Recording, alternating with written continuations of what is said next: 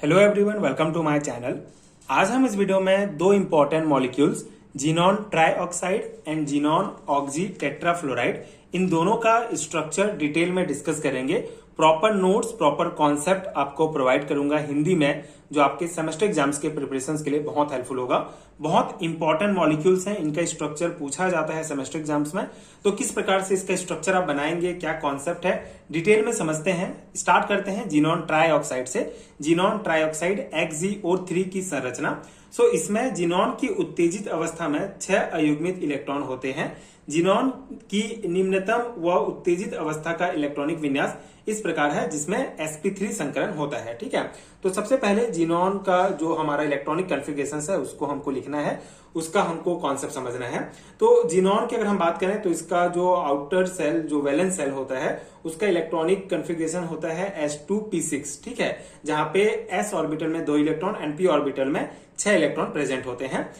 तो उत्तेजित अवस्था में एक्साइटेड स्टेट में क्या होता है, ये जो 3 पेयर इलेक्ट्रॉन्स हैं p ऑर्बिटल में, इनमें से एक एक इलेक्ट्रॉन जो है d ऑर्बिटल में चले जाते हैं। ठीक है, इस प्रकार से एक्साइट हो जाते हैं, जिससे यहाँ पे जो है हमारा 6 अयुग्मित इलेक्ट्रॉन हो जाते हैं। ठीक है, सिंपल सा कॉन्सेप्ट है। एक्साइटेड स्टेट में क्या होगा, जिनॉन का जो ग्राउंड स्टेट में जो p ऑर्बिटल में इलेक्ट्रॉन्स हैं, वो एक्साइटेड स्टेट में जो है एक्साइट होके d ऑर्बिटल में चले जाते हैं, जिससे इस प्रकार से हमको जो है sp3 संकरण प्राप्त होता है। ठीक है, ये 5s और ये 5p ऑर्बिटल है, तो ये sp3 संकरण इसमें होता है। लेकिन ये जो हमारे 3 इलेक्ट्रॉन हैं वो यहाँ d ऑर्बिटल में चले गए, जिसके कारण यहाँ पे जो हमारा है 6 अयुग्मित इलेक्ट्रॉन हो जाते हैं। ठीक है, 6 जो है अनपेयर्ड इलेक्ट्रॉन प्रेजेंट है। अब ये तो इतना कॉन्सेप्ट आपको समझ में आ गया। अब किस प्रकार से इसका स्ट्रक्चर बनता है, किस प्रकार से इसमें पेयर अप होता है। ऑक्सीजन क्या करेगा, एक तो सिग्मा बॉन्ड भी बनाएगा और पाई बॉन्ड भी बनाएगा। तो उस कॉन्सेप्ट को समझने से पहले हम इसका थ्योरी पॉइंट देख लेते हैं। मेन ये नोट्स मैं आपको थ्योरी एग्जाम्स के लिए प्रोवाइड कर रहा हूं, तो जो भी कॉन्सेप्ट है आपको थ्योरी लिखना पड़ेगा। तो आप इस प्रकार से इसका थ्योरी लिख सकते हैं। sp3 संकरण से बने 4 संकरित कक्षकों में से एक कक्षक में तो एकल युग्म में स्थान ग्रहण करेगा, तथा बाकी में 3 अयुग्मित इलेक्ट्रॉन 3 ऑक्सीजन परमाणुओं के साथ एक एक सिग्मा बंध बनाएंगे। असंकरित 3d कक्षक के इलेक्ट्रॉन प्रत्येक ऑक्सीजन के साथ एक एक d पाई p पाई बंध बना लेंगे, अतः प्रत्येक ऑक्सीजन एक सिग्मा और एक पाई बंध से जुड़ा रहेगा। sp3 संकरण के कारण इसकी आकृति चतुष्फलकीय होनी चाहिए, किंतु एक कक्षक के पास एक एकाकी इलेक्ट्रॉन युग्म होने के कारण होता है, जिसके कारण शेष 3 अयुग्मित इलेक्ट्रॉन 3 ऑक्सीजन के साथ एक एक सिग्मा और पाई बॉन्ड बनाता है। इस प्रकार जिनॉन ट्राइऑक्साइड की आकृति त्रिभुजीय पिरामिडीय होती है। ठीक है, तो ये थ्योरी है। अब इस थ्योरी पॉइंट को हम सिंपल तरीके से समझते हैं। देखिए, sp3 संकरण हो गया, इससे जो है हमको क्या प्राप्त होता है, 4 संकरित ऑर्बिटल प्राप्त होते हैं। तो 4 संकरित ऑर्बिटल हमको प्राप्त होते हैं, जिसमें एक ऑर्बिटल में तो एक इलेक्ट्रॉन पेयर प्रेजेंट है। ठीक है, लोन पेयर ऑफ इलेक्ट्रॉन इसमें प्रेजेंट है। बाकी 3 बच गया, तो तीनों में एक एक इलेक्ट्रॉन है। ठीक है, तो बाकी 3 अयुग्मित इलेक्ट्रॉन में 3 ऑक्सीजन परमाणु के साथ एक एक सिग्मा बॉन्ड बना लेंगे। अब ये जो 3 अनपेयर्ड इलेक्ट्रॉन है, ये क्या करेंगे, ऑक्सीजन के एक एक एटम के साथ जो है ये सिग्मा बॉन्ड बना लेंगे, ये 3 अनपेयर्ड इलेक्ट्रॉन। ठीक है, 3 बॉन्ड के। तो ये जो असंकरित 3d कक्षक के इलेक्ट्रॉन है, प्रत्येक ऑक्सीजन के साथ एक एक d पाई और p पाई बंध बना लेंगे। अब ये d पाई p पाई बंध क्या होता है, जो हमारा d ऑर्बिटल का जो ये एक एक इलेक्ट्रॉन है, वो ऑक्सीजन के p ऑर्बिटल के एक एक इलेक्ट्रॉन के साथ पाई बॉन्ड बना लेते हैं। ठीक है, तो ऑक्सीजन क्या हुआ, ऑक्सीजन इन 3 इलेक्ट्रॉन के साथ सिग्मा बॉन्ड बना लिया और इन 3 इलेक्ट्रॉन के साथ पाई बॉन्ड बना लिया। इस प्रकार जो जिनॉन के साथ ऑक्सीजन जुड़ा रहता है, स्ट्रक्चर में भी आप देखेंगे, उसमें एक बॉन्ड जो है सिग्मा बॉन्ड होता है और एक बॉन्ड जो है पाई बॉन्ड होता है। ठीक है, तो इस प्रकार से इसमें बॉन्ड फॉर्मेशन होता है जिनॉन ट्राइऑक्साइड में। ठीक है, आई होप आपको समझ में आ गया होगा। सिंपल सा कॉन्सेप्ट है। 3 जो अनपेयर्ड इलेक्ट्रॉन है, इनके साथ ऑक्सीजन सिग्मा बॉन्ड से जुड़ गए, और ये जो 3 अनपेयर्ड इलेक्ट्रॉन है d ऑर्बिटल में, इनके साथ ऑक्सीजन पाई बॉन्ड के साथ जुड़ जाते हैं। तो इस प्रकार से प्रत्येक ऑक्सीजन एक सिग्मा और एक पाई बंध से जुड़ा रहेगा।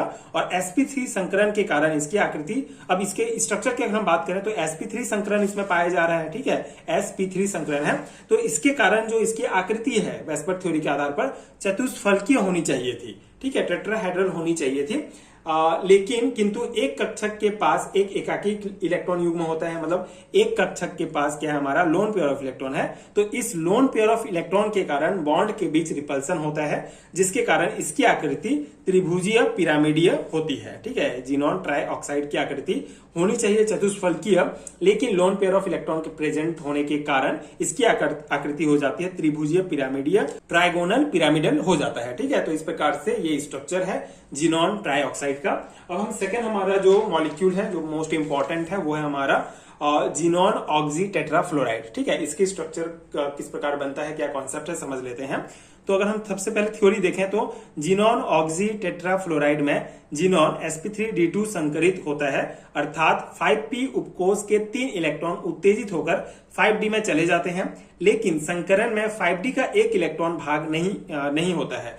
यहाँ संकरण में एक कक्षक पूरा भरा और 5 आधे भरे होते हैं। इनमें 4 अपूर्ण कक्षक 4 फ्लोरीन से अतिव्यापन कर बंध बनाते हैं तथा शेष एक D2 तथा असंकरण D3 ऑक्सीजन के साथ एक सिग्मा और एक पाई बंध बनाता है। ठीक है, तो यह कॉन्सेप्ट क्या है, देखिए जिनॉन ऑक्सी टेट्राफ्लोराइड की अगर हम बात करें तो इसमें जो है sp3d2 संकरण पाया जाता है। तो अगर हम इसका इलेक्ट्रॉनिक कॉन्फ़िगरेशन सबसे पहले देखें तो जिनॉन एटम जो है हमारा सेंट्रल एटम है, जिसका वैलेंस सेल में इलेक्ट्रॉनिक कॉन्फ़िगरेशन s2p6 होता है।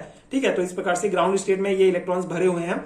जब जिनॉन एटम एक्साइट होता है, उत्तेजित होता है, तो उस दौरान क्या होता है कि इलेक्ट्रॉन उत्तेजित जो 5p जो उपकोष है इसके 3 इलेक्ट्रॉन जो है उत्तेजित होकर 5d में चले जाते हैं। तीनों के तीनों इलेक्ट्रॉन जो है उत्तेजित होंगे और इस प्रकार से 5d में चले जाएंगे। तो इस प्रकार से हमको क्या होता है, इसमें मतलब 6 जो है अनपेयर्ड इलेक्ट्रॉन प्राप्त होते हैं, अनपेयर्ड ऑर्बिटल प्राप्त होते हैं, जिसमें एक एक इलेक्ट्रॉन होते हैं।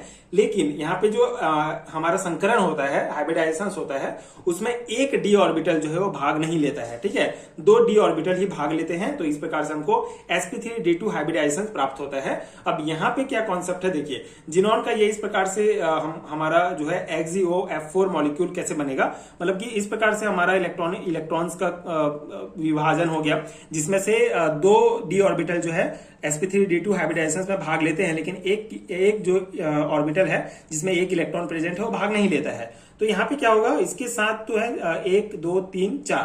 ठीक है, ये जो हमारा 1 2 3 और 4 ऑर्बिटल में एक एक फ्लोरीन जो है आके जुड़ जाएगा और बॉन्ड बना लेगा। ठीक है, लेकिन एक जो हमारा अनपेयर्ड इलेक्ट्रॉन रहेगा उसके साथ क्या करेगा, जो ऑक्सीजन है, ठीक है, ऑक्सीजन क्या बॉन्ड बना लेगा, सिग्मा बॉन्ड बना लेता है। ठीक है, यहां पे भी आप इसको डाल सकते हैं, सिग्मा बॉन्ड बना लेगा।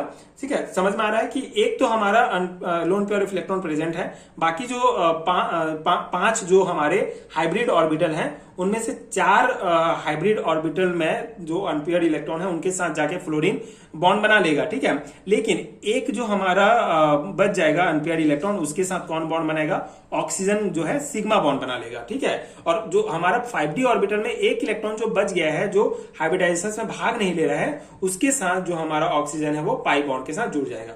तो इस प्रकार से जिनॉन के साथ जो एक ऑक्सीजन जुड़ा हुआ है हमारा, जो जिनॉन ऑक्सी टेट्राफ्लोराइड होता है, तो उसमें जो ऑक्सीजन है, जो ऑक्सीजन जिनॉन के साथ जुड़ा है, वो एक सिग्मा बॉन्ड और एक पाई बॉन्ड के साथ जुड़ा हुआ है। और इसका बॉन्ड फॉर्मेशन किस प्रकार होता है हमने यहाँ पे समझा। आई होप आपको समझ में आ गया होगा। ठीक है, सिंपल सा कॉन्सेप्ट है, एक लोन पेयर ऑफ इलेक्ट्रॉन है। ठीक है, लोन पेयर है, 4 बॉन्ड जो है वो फ्लोरीन के साथ बनाए हुए हैं इलेक्ट्रॉन, और एक बॉन्ड जो है ऑक्सीजन के साथ सिग्मा बॉन्ड, और एक बॉन्ड जो है पाई बॉन्ड। तो इस प्रकार से हमको जो है ये जिनॉन ऑक्सी टेट्राफ्लोराइड का स्ट्रक्चर प्राप्त होता है। ठीक है, कुल 6 इलेक्ट्रॉन पेयर है, 5 बॉन्ड पेयर है, एक लोन पेयर है और एक जो है ऑक्सीजन के साथ पाई बॉन्ड बनाए हुए हैं। तो इस प्रकार से जो है हमारा बॉन्ड बनता है।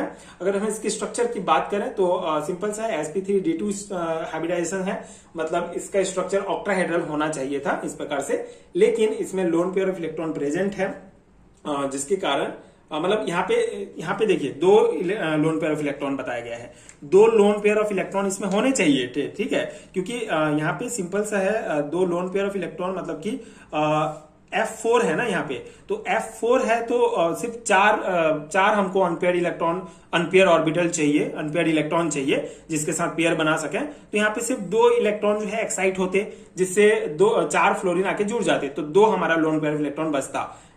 ठीक है, लेकिन यहाँ पे अलग केस है, ऑक्सीजन भी इसके साथ है, इसीलिए हमारा जो है स्ट्रक्चर ये होना चाहिए था ऑक्टाहेड्रल, लेकिन यहाँ पे एक lone pair of electron he present है, जिसके कारण इसका स्ट्रक्चर स्क्वायर पिरामिडल हो जाता है। ठीक है, तो आप ये ध्यान रखेंगे कि जिनॉन ऑक्सी टेट्राफ्लोराइड का स्ट्रक्चर क्या होता है, स्क्वायर पिरामिडल होता है। तो ये कॉन्सेप्ट है, आई होप आपको समझ में आ गया होगा। बहुत इंपॉर्टेंट है, आपको एक दो बार समझना पड़ेगा, स्ट्रक्चर आप बना के देख लीजिए। उसके बाद आपके एग्जाम में अगर पूछा जाता है तो आप इसको अपने से भी लिख सकते हैं। ये जो थ्योरी पॉइंट मैंने बताया है, इसको आप अपने मन से भी लिख सकते हैं, अगर आपको कॉन्सेप्ट समझ में आ गया तो। एज इट इज लिखने की जरूरत नहीं है, याद करने की जरूरत नहीं है। बाकी ये था कॉन्सेप्ट, आई होप कि आपके लिए हेल्पफुल रहा हो।